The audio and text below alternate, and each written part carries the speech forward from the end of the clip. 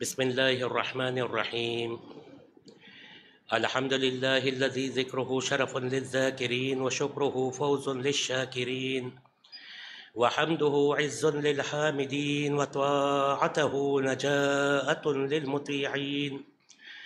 الصلاة والسلام والتحية والإكرام على سيدنا ونبينا وشفيعنا ومولانا العبد المعيد والرسول المسودد المصطفى الأمجد المحمود الأحمد أبي القاسم محمد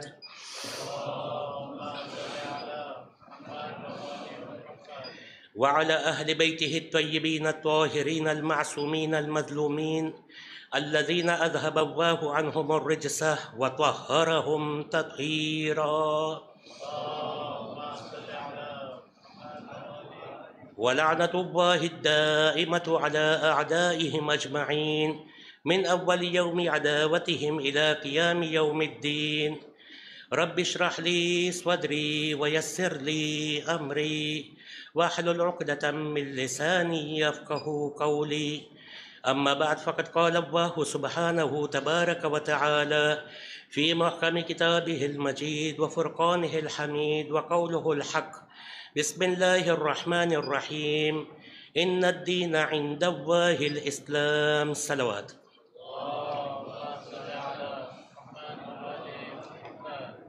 خداوند علی اعلیٰ قرآن مجید میں ارشاد فرماتا ہے کہ ان الدین عند اللہ الاسلام، اللہ کے نظر میں اگر کوئی دین ہے تو وہ ہے دین اسلام۔ دوسرے مقام پر خداوند علی اعلیٰ قرآن مجید میں فرماتا ہے کہ فطرت اللہ التی فطر الناس علیہا، یہ دین اسلام جو اللہ نے ہمارے لیے منتخب کیا، یہ وہ دین ہے کہ جو انسان کی فطرت کے ساتھ چلتا ہے۔ اور تیسرے مقام پر آواز رب العزت آتی ہے کہ یا ایہا الذین آمنوا ادخلوا فی السلم کافہ ولا تتبعوا خطوات الشیطان انہ لکم عدو مبین۔ ایک مقام پر اللہ کہتا ہے کہ اللہ نے ہمارے لیے دین اسلام منتخب کیا۔ دوسرے مقام پر فرماتا ہے کہ یہ وہ دین ہے کہ جو انسان کی فطرت کے ساتھ چلتا ہے۔ اور تیسرے مقام پر اللہ نے کہا کہ ادخلوا فی السلم کافہ، اے مسلمانوں، اگر تم نے دین اسلام کو قبول کیا تو یہ ایک پورا پیکیج ہے، تمہیں پورا پیکیج لینا پڑے گا۔ ایسا نہیں ہے کہ یہ چیز مجھے اچھی لگتی ہے تو میں اس کو لوں گا اور اس کو چھوڑ دوں گا۔ ایسا کرنے سے اسلام کی شکل تبدیل ہو جاتی ہے۔ تو مومنین، اللہ ہمارا خالق ہے جس نے ہمیں خلق کیا۔ اللہ نے ہمارے لیے منتخب کیا دین اسلام، اور دین اسلام کے احکام سمجھانے کے لیے خداوند عالم نے پیغمبروں کو بھیجا۔ پیغمبر آئے، دین کی تعلیم دیتے گئے، یہاں تک کہ جناب ختمی مرتبہ جب دنیا میں آئے تو پیغمبر اسلام نے سارا دین کا جو احکام ہے وہ ہمارے سامنے پیش کیا۔ دین کے اندر جو واجبات ہے، مستحبات ہے، ساری چیزوں کو پیغمبر اسلام نے بیان کیا۔ اب واجبات اور مستحبات کے درمیان کیا فرق ہے؟ آیت اللہ خوئی فرماتے ہیں کہ واجبات زمین کے مانند ہے، واجبات زمین کے مانند ہے، اور مستحبات کاشت کے مانند ہے، یعنی زمین کے اوپر جو چیزیں ہم اگاتے ہیں اس کے مانند ہے۔ اگر زمین نہ ہوگی تو ہے کوئی کہ جو اس کے اوپر کوئی چیز اگا سکے؟ تو مومنین، سب سے بڑی بات یہ ہے کہ خداوند عالم نے آج جن کپلز کی شادی ہو رہی ہے، اگر پیغمبر اسلام نے جو حقوق بیان کیے مرد کے اور عورت کے، پیغمبر اسلام نے کہا کہ جتنی بھی ضروریات زندگی ہے وہ اللہ نے مرد کے اوپر واجب قرار دی۔ یعنی مرد کے اوپر واجبات کیا ہے کہ ضروریات زندگی فراہم کرے اپنی زوجہ کے لیے، اور زوجہ کے اوپر بھی ایک واجبات ہے، ایک ہی واجبات ہے۔ لہٰذا بہت ضروری ہے کہ مستحبات کی منزلوں کو طے کرنے سے پہلے ہم یہ جانیں کہ ہمارے اوپر کون سی واجبات ہے۔ ایسا نہ ہو کہ واجبات کو ہلکا طور پر ہم لیں اور مستحبات کے پیچھے ہم دوڑنے جائیں، تو ایسا نہ ہو کہ مستحبات بھی رہ جائے، واجبات بھی رہ جائے۔ یہ بڑا ایک مشہور واقعہ ہے کہ ایک شخص 40 جمعرات مسجد سہلہ میں اعمال کرنے جاتا تھا تاکہ امام وقت کی زیارت سے مشرف ہو۔ 40 جمعرات ختم ہو جاتے ہیں لیکن وہ امام کی زیارت سے شرفیاب نہیں ہوتا، مایوس ہو کے واپس پلٹتا ہے۔ اندھیرا ہے، راستے میں کوئی شخص اس سے ملتا ہے، ساتھ میں چلتے ہیں۔ ایک مرتبہ وہ شخص سوال کرتا ہے کہ بڑا پریشان نظر آتا ہے، کیا بات ہے؟ کہتا ہے کہ 40 جمعرات دور و نکل کے مسجد سہلہ میں آیا، اعمال کیا تاکہ میرے زمانے کے امام کی زیارت سے مشرف ہوں، لیکن پھر بھی میرے امام کی زیارت سے مشرف نہیں ہوا۔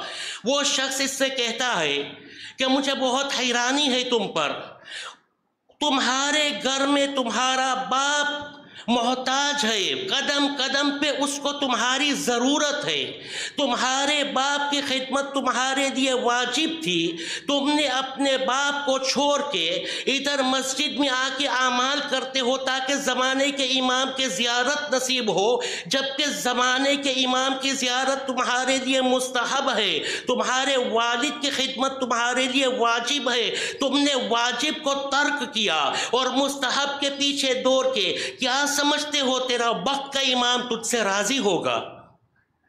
تو مومنین بہت ضروری ہے، کیونکہ ہمارے گھریلو زندگی میں کبھی کبھی جب آگ لگتی ہے تو ہم دھوئیں کی طرف دیکھتے ہیں کہ دھواں کہاں سے نکلتا ہے۔ ممکن ہے دھواں ادھر سے نکلتا ہو لیکن آگ کہیں اور لگی ہوئی ہوتی ہے۔ لہٰذا بہت ضروری ہے کہ واجبات جو اللہ نے رکھے وہ سارے واجبات کے اوپر انسان بہت ہوشیاری کے ساتھ عمل کرے۔ تو اب جہاں پر حقوق کی بات ہوتی ہے، شوہر کے حقوق، بیوی کے حقوق، تو مومنین آج کل یہ سوال بہت پیدا ہوتا ہے کہ کیا عورت کے لیے گھر کے اندر کی ذمہ داری واجب ہے؟ کیونکہ ہر کوئی کہتا ہے کہ عورت کے لیے کوئی بھی واجبات نہیں ہے، صرف ایک واجبات عورت کے ذمے ہے، دوسری واجبات مرد کے ذمے ہے۔ تو اب سوال یہ پیدا ہوتا ہے کہ کیا گھر کے اندر کی ذمہ داری یہ عورت پر واجب ہے؟ ہم کہتے ہیں بالکل نہیں، شریعت نے اس کو حق دیا، نہ کھانا پکانا اس کے لیے واجب ہے، نہ گھر کے دوسرے کام اس کے لیے واجب ہے، یہ حق اسلام نے اس کو دیا۔ مرد کے لیے واجبات کیا ہے؟ ساری ضروریات کو فراہم کرے، یہ مرد کے اوپر واجبات ہے۔ اچھا، اب اگر کوئی عورت اور کوئی مرد واجبات کو لے کے جو حقوق اسلام نے اس کو دیے، جو ویٹو پاور اسلام نے ان کو دیا، اگر ویٹو پاور کو لے کے ساتھ میں چلے کہ مجھ پر یہ واجبات نہیں ہے اور وہ کہے گا کہ یہ واجبات نہیں ہے، تو خدا کی قسم یہ گھر کبھی بھی نہیں چل سکتا۔ پیغمبر اسلام نے فرمایا کہ جب کبھی بھی بازار میں جاؤ اور کوئی بھی چیز خریدنی ہو تو بیچنے والے سے کہتے ہیں کہ جب کبھی بھی کوئی چیز بیچو تو تھوڑا سا بڑھا کے دو۔ کیوں؟ اس لیے کہ ممکن ہے کہ تمہارے میزان میں کوئی غلطی ہو، ایسا نہ ہو کہ کسٹمر کا حق تمہارے ذمے رہ جائے۔ اور خریدنے والے سے کہتے ہیں کہ جب تم بازار میں لینے کے لیے جاؤ تو خیال رکھو کہ پورا تولا ہوا مت لو، تھوڑا سا کم لو۔ کیوں؟ اس لیے کہ ممکن ہے کہ اس کے میزان میں کوئی غلطی ہو، ایسا نہ ہو اس کا حق تمہارے ذمے رہ جائے۔ اب بیچنے والے سے کہا جاتا ہے کہ جب تم ناپو تو ذرا بڑھا کے دو، خریدنے والے سے کہا جاتا ہے کہ جب تم خریدو تو تھوڑا سا کم لو۔ اب تصور کرے کہ بیچنے والا بھی مومن ہے، خریدنے والا بھی مومن ہے، تو وہ کہتا ہی نہیں، میرے پیغمبر نے کہا کہ میں بڑھا کے دوں۔ وہ کہے گا جس پیغمبر کی بات کر رہے ہو وہیں تو انہی نے تو فرمایا ہے کہ میں کم لوں، تو نہ یہ بیچے گا نہ وہ خریدے گا۔ پیغمبر اسلام نے جب یہ چیزیں بیان کی اس لیے تاکہ لوگ ایک دوسرے کے حق کو پامال نہ کرے، ہر کوئی ہوشیار رہے، ایسا نہ ہو کہ کسی کا حق کسی کے ذمے آ جائے۔ تو یہی مسئلہ ہے۔ وہی پیغمبر اسلام جنہوں نے ہمیں آ کے بتایا کہ عورت کے حقوق کیا ہے اور مرد کے حقوق کیا ہے، وہی پیغمبر اسلام جب عملی میدان میں آتے ہیں اور جناب سیدہ کا نکاح مولا کائنات سے کرواتے ہیں تو جناب ختم مرتبت کیا فرماتے ہیں کہ اے علی، گھر کے اندر کی ذمہ داری فاطمہ کی ہے، گھر کے باہر کی ذمہ داری تمہاری ہے۔ کتنی مرتبہ سن چکے ہیں ہم، شہزادی جناب سیدہ علیہ السلام چکیاں پیستی تھی، ہاتھ میں چھالے پڑ جاتے تھے، تو یہ تو وہ گھرانہ ہے جنہوں نے ہمیں شریعت کی تعلیم دی۔ کیا وہ نہیں کہہ سکتی تھی کہ یہ مجھ پر واجب نہیں ہے؟ بلکہ نہیں، پیغمبر اسلام نے عملی میدان میں کیا کہا کہ سیدہ گھر کے اندر کی ذمہ داری تمہاری۔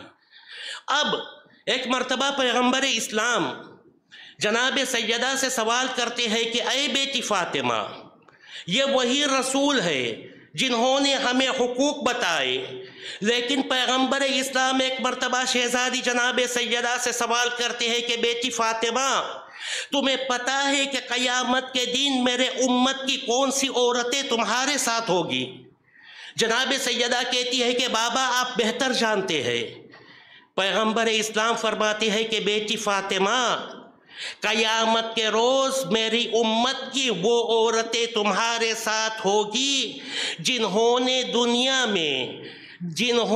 دنیا میں صبر کیا، اپنے شوہروں کی استطاعت کے مطابق۔ ممکن ہے کہ مرد کے لیے یہ واجبات ہے، لیکن مرد کے پاس اتنی طاقت نہیں ہے کہ وہ سارے واجبات کو انجام دے سکے، اور عورت اگر اس پر صبر کرتی ہے، پیغمبر اسلام فرماتے ہیں وہ عورت جو ضروریات زندگی پر صبر کرتی ہے، کیوں؟ اس لیے کہ میرے شوہر کی استطاعت نہیں ہے کہ وہ ساری چیزوں کو فراہم کر سکے، میرا حق ہے، اس کے باوجود بھی وہ صبر کرتی ہے۔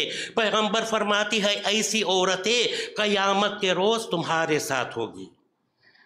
تو مومنین، یہی مسئلہ ہے کہ حقوق اللہ نے رکھے ہیں تاکہ ایک دوسرے کے اوپر کوئی ظلم نہ کرے، لیکن اگر ویٹو پاور کو لے کے انسان چلنا شروع کرے گا تو اس گھر کے اندر محبت کبھی بھی نہیں ملے گی۔ کہا جاتا ہے کہ مثلا اگر کوئی بھی شخص ضرورت مند ہو، کسی نے پیغمبر اسلام سے سوال کیا کہ یا رسول اللہ سخی کون ہے؟ تو فرمایا کہ سخی وہ شخص ہے کہ سامنے والے کی ضرورت کو محسوس کر لیتا ہے، انتظار نہیں کرتا کہ سامنے والی آ کے سوال کرے، سوال کرنے سے پہلے عطا کر دے، یہی سخی کی نشانی ہے۔ اور اگر کوئی آدمی آ کے جو محتاج ہو، جو ضرورت مند ہو، اگر آ کے سوال کرے تو قرآن کیا کہتا ہے؟ فَأَمَّا الْيَتِيمَ فَأَمَّا السَّائِلَ فَلَا تَقْهَرْ، سائل کو کبھی ٹھکرانا نہیں۔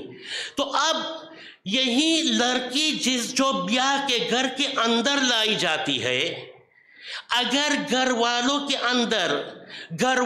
کے اندر کوئی پریشانی آ گئی، مالی پریشانی آ گئی یا کوئی بھی ایسی پریشانی آ گئی، اگرچہ اللہ نے عورت کو یہ حق دیا کہ اس کا مال اس کا ہے، لیکن ایک مومن کا دوسرے مومن کے ساتھ کنیکشن کیا ہے کہ اگر کوئی مومن ضرورت مند ہو تو پیغمبر فرماتے ہیں سوال کرنے سے پہلے عطا کر دو۔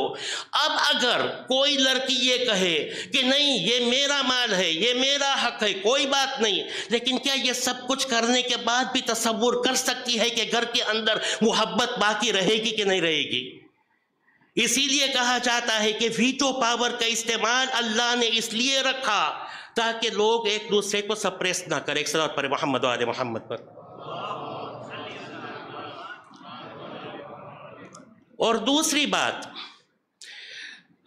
اگر کوئی بھی ایسا مسئلہ مراجع کرام سے جب پوچھا جاتا ہے، مثال کے طور پر یہ مسئلہ الگ ہے کہ حرام ہے کہ حلال ہے، یہ الگ سائڈ میں رکھ دے، اگر ایک مرجع وقت سے کوئی ویسٹرن کنٹریز والا کوئی جا کے سوال کرتا ہے کہ آقا کیا سگریٹ کا پینا والدین کے سامنے جائز ہے، تو مرجع وقت پہلا سوال یہ کریں گے کہ کیا تمہارے کلچر کے مطابق اگر کوئی بچہ اپنے والدین کے سامنے سگریٹ پیے تو اس کو کس طرح سے لیا جاتا ہے؟ تو وہ کہتے ہیں کہ ادھر تو بالکل نارمل ہے، بچے ماں باپ کے سامنے سگریٹ پیتے ہیں، کوئی یہ نارمل چیز ہے، حرام اور حلال کا مسئلہ الگ سے، یہ نارمل چیز ہے۔ تو مرجع وقت کیا کہیں گے کہ جائز ہے۔ ہمارے کلچر کے مطابق اگر ادھر سے کوئی جا کے یہی سوال کرے تو کیا سوال کیا جائے گا کہ کیا تم اس چیز کو کس طرح سے لے رہے ہو؟ تو ہم کہیں گے نہیں، ہمارے اندر تو اگر کوئی بچہ ماں باپ کے سامنے اگر سگریٹ پیتا ہے تو یہ بے ادبی محسوس کی جاتی ہے، یعنی اس کو بے ادبی تصور کیا جاتا ہے۔ تو وہی مسئلہ جو ان کے لیے جائز ہے وہ ادھر والوں کے لیے حرام کہا جائے گا، جائز نہیں ہے، مسئلہ ایک ہے۔ تو یہی بات میں سمجھانے کی کوشش کرتا ہوں کہ دیکھیں، اگر میں نے اپنے ہاتھ میں 6 لکھا اور یہ 6 آپ کے سامنے یوں کر کے دکھایا اور میں نے آپ سے پوچھا کہ میرے ہاتھ میں نے کیا لکھا ہے، تو یہ 6 مجھے نظر آتا ہے لیکن آپ کو 9 نظر آئے گا، 9 نظر آئے گا۔ جب تک آپ ادھر بیٹھے ہیں تب تک یہ 9 نظر آئے گا، جب ادھر سے آپ ادھر آئیں گے تو یہی جو 9 ادھر آپ کو نظر آتا تھا ادھر آپ کو 6 نظر آئے گا۔ تو یہی بات کہنی ہے کہ دیکھیں، کبھی کبھی دونوں فیملیز جو ہوتے ہیں دیندار ہے، دین کی پابندی ہے، سب کچھ ہے، لیکن ممکن ہے کہ دونوں کا ماحول الگ الگ ہے، ممکن ہے دونوں کا ماحول الگ الگ ہے۔ اب جب تک لڑکی اس ماحول میں ہے تب تک اس کو اگر وہ کہے کہ یہ 9 لکھا ہوا ہے تو بالکل درست ہے، لیکن جب لڑکی ادھر سے نکل کے ادھر آتی ہے اور اگر کہے کہ ابھی بھی 9 لکھا ہوا ہے تو یہ غلط ہے۔ کیوں؟ اس لیے کہ جب تک ادھر تھی اس کے لیے 9 صحیح تھا، لیکن جیسے ادھر سے ادھر آئی اب اس کو یہی دکھنا چاہیے جو دکھ رہا ہے اور وہ ہے 6۔ تو کہنے کا مقصد یہ ہے کہ ہر ایک گھر کے ریت رواج الگ ہوتے ہیں، طریقہ الگ ہوتا ہے۔ مثلا اگر کوئی رشتہ دار آئے، ایک فیملی اس کا طریقہ یہ ہے کہ ایک مرتبہ سلام کر دیا بیٹھ گئے، دوسری فیملیز ایسی ہوتی ہے کہ اس چیز کو بے عزتی تصور کرتے ہیں۔ کیوں؟ اس لیے کہ جب تک ان کو وارم ویلکمنگ نہیں کیا جاتا، آگے بڑھ کے ان کو ہاتھ نہیں دیا جاتا، گلے نہیں لگایا جاتا، تب تک وہ سمجھتے ہیں کہ ہماری عزت نہیں کی گئی۔ تو ممکن ہے کہ لڑکی جب تک اپنے ماں باپ کے پاس ہے اور اگر وہ رویہ اختیار کرے تو کوئی بات نہیں، لیکن اس کے پاس 2 آپشنز ہیں۔ اگر ادھر سے ادھر آ رہی ہے تو اس کے لیے بہت ضروری ہے کہ اپنے ان لوز کے کلچر کے مطابق چلے۔ ایک بات یاد رکھے، شریعت کے خلاف کوئی بات نہیں، لا طاعت المخلوق فی معصیت الخالق، اللہ کی معصیت میں مخلوق کی اطاعت حرام ہے۔ خدا نے والدین کے سلسلے میں کہا وَإِن جَاهَدَاكَ عَلَىٰ أَن تُشْرِكَ بِي مَا لَيْسَ لَكَ بِهِ عِلْمٌ فَلَا تُطِعْهُمَا۔ والدین کی اطاعت بھی حرام ہو جاتی ہے۔ میں نہیں کہتا کہ شریعت کے مخالف اگر کوئی بات کی جائے، لیکن ہر ایک کا کلچر، ہر ایک کا طریقہ الگ ہوتا ہے، لہٰذا یہ چھوٹی چھوٹی چیزیں ہیں، بہت ضروری ہے کہ اس کو نظر انداز نہ کیا جائے۔ اور ایک آخری نصیحت کہ جب کبھی بھی گھر کے اندر کوئی بھی مسئلہ پیش آئے، خدا کے لیے کوشش کرے کہ اس پرابلم کے روٹ کو جڑ سے کاٹ ڈالے۔ کیوں؟ اگر ایک شخص کو ملیریا ہے، مثال کے طور پر مجھے ملیریا ہے، میں نے پیناڈول کھائی، 8 گھنٹے کے لیے شاید بخار چلا جائے گا، تھوڑی دیر کے بعد، کچھ دنوں کے بعد پیناڈول کھاتا جاتا ہوں، انفیکشن ہوا، اب واپس بخار چلتا رہا اور وہ بھی تیزی کے ساتھ۔ کیوں؟ کہ پہلے خالی ملیریا تھا، اب ملیریا بھی ہے، انفیکشن بھی ہے، دوسرے پرابلمز بھی ہے۔ تو بہت ضروری ہے کہ جب کبھی بھی کوئی بھی پرابلم فیملی کے اندر آئے اس کے جڑوں کو کاٹ ڈالو، تو اتنا تو یقین ہے کہ یہ پرابلم واپس نہیں آئے گا۔ دوسرا پرابلم آئے گا، اس کی جڑوں کو کاٹ ڈالو تاکہ یہ پرابلم ایک مرتبہ آیا دوسری مرتبہ واپس یہ پرابلم نہ آنے پائے، کیونکہ اگر جڑوں کو نہیں کاٹا گیا پرابلمز ایک وقت آئے گا کہ ادھر بھی پرابلم آئے گا، ادھر سے پرابلم آئے گا، ادھر سے پرابلم آئے گا، پھر اس کو نپٹانا اتنا مشکل ہو جاتا ہے کہ انسان کہتا ہے بہتر ہے ہم طلاق لے لیں۔ اور طلاق ایک ایسی چیز ہے، آخری بات، طلاق ایک ایسی چیز ہے جس کو اللہ نے ایمرجنسی ایگزٹ کے طور پر اسلام کے اندر رکھا ہے۔ اگر بس کے اندر آگ لگ جاتی ہے، نکلنے کا کوئی راستہ نہیں ہے، تب کہا جاتا ہے کہ پیچھے کا دروازہ توڑ کے، پیچھے کا شیشہ توڑ کے وہاں سے نکلو۔ کیوں؟ اس لیے کہ یہ ایمرجنسی ایگزٹ ہے۔ ڈاکٹر جب تک 100% کوشش نہیں کرتا کہ جب تک زخم کو مرہم لگا سکتا ہے تب تک ہاتھ کو نہیں کاٹے گا۔ جب وہ خطرہ محسوس کرے کہ اگر ابھی ہاتھ کو نہیں کاٹا گیا تو وجود خطرے میں پڑ جائے گا، تب جا کے ڈاکٹر ہاتھ کو کاٹتا ہے۔ یہی طلاق کا کنسپٹ ہے۔ تو مومنین دعا کرے کہ خداوند عالم ہم سب کو توفیق عطا کرے کہ جو واجبات ہے اس پر عمل کرنے کی توفیق عطا کرے، جو مستحبات ہے اس پر توفیق عمل کرنے کی توفیق عطا کرے، اور جتنی بھی ذمہ داری اللہ نے رکھی ہے اور خاص طور پر کپلز کے لیے خداوند عالم ان کے درمیان محبت و مودت کو اتنی شدت کے ساتھ برقرار رکھے کہ ایسا نہ ہو، کیونکہ کبھی کبھی ہمارا مقصد بہت چھوٹا ہوتا ہے۔